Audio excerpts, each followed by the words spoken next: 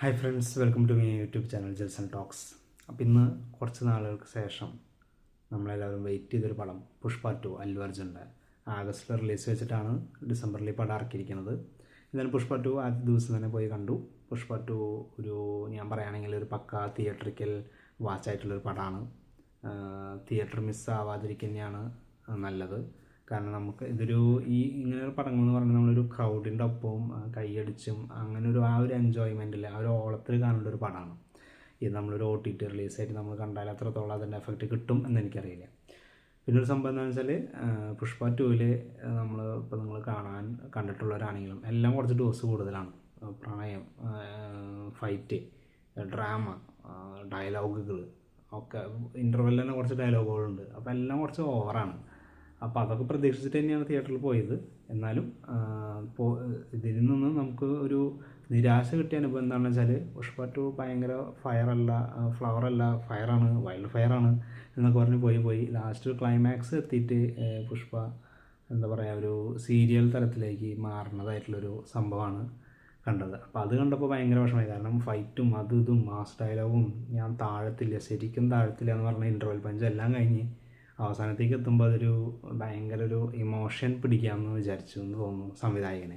കാരണം അല്ലുവിന് നാഷണൽ അവാർഡൊക്കെ കിട്ടിയ സ്ഥിതിക്ക് എന്നാൽ പിന്നൊരു ഇമോഷണൽ ട്രാക്ക് പിടിക്കാമെന്ന് പറഞ്ഞിട്ട് ലാസ്റ്റ് ഫാമിലീസിനൊക്കെ കയ്യിൽ പിടിക്കാമെന്ന് വിചാരിച്ചിട്ടാണെന്ന് തോന്നുന്നു. അവസാനത്തെ ഒരു കുറച്ച് മിനിറ്റുകളെല്ലാം ഈ ഇമോഷണൽ സൈഡിലേക്ക് പോയി എന്നുള്ളതാണ്. അതുപോലെ തന്നെ ഫഹദിൻ്റെ ക്യാരക്ടർ ഒരു സീൻ കഴിയുമ്പോൾ പിന്നെ അപ്രത്യക്ഷമായി പോയി. എനിക്ക് തോന്നുന്നു ഫഹദ് വേറെ പടങ്ങളുടെ കമ്മിറ്റ്മെൻറ്റോ എന്തോ ഒരു ഇതോട് കൂടിയിട്ട് നമുക്ക് മനസ്സിലാക്കാൻ പറ്റുന്നത് അതിന് ഒരു സ്പോയിലർ ആയതുകൊണ്ട് അത് ഞാൻ പറയുന്നില്ല. പക്ഷെ എന്തായാലും ഒരു സീനിന് ശേഷം പിന്നെ ഫഹദില്ല. പുഷ്പ 3 ഒരു ലീഡ് ഫാക്ടർ ഇട്ടിട്ടുണ്ട്. അതിൻ്റെ ഒരാവശ്യമില്ലാത്തൊരു സംഭവമാണത്. പിന്നെ സോങ്സൊക്കെ നിങ്ങൾ ഇതിനോടകം കേട്ടിട്ടുണ്ടാവാം. എല്ലാ പാട്ടുകളൊന്നും എനിക്ക് ഇഷ്ടമായിട്ടില്ല. എന്നാലും നല്ല താളമുള്ള കുറച്ച് പാട്ടുകളായിരുന്നു. ലിറിക്സ് എല്ലാം ഭയങ്കര മോശമായിരുന്നു. പിന്നെ ഇതിൽ ഭയങ്കര കല്ലുകടിയായിട്ട് തോന്നിയത് രശ്മികയുടെ ഒരു ഡബ്ബിങ് കൊടുത്തിരിക്കുന്നതാണ്. നായകരുടെ ഡബ്ബിങ് ഭയങ്കര അരോചകമായിട്ട് തോന്നി. അതും ഒരു ഫാക്ടർ. പിന്നെ മൊത്തത്തിൽ പടം നോക്കുമ്പോൾ നമുക്കൊരു ഞാൻ പറഞ്ഞേ ഒരു തിയേറ്ററിക്കൽ വാച്ചാണ്.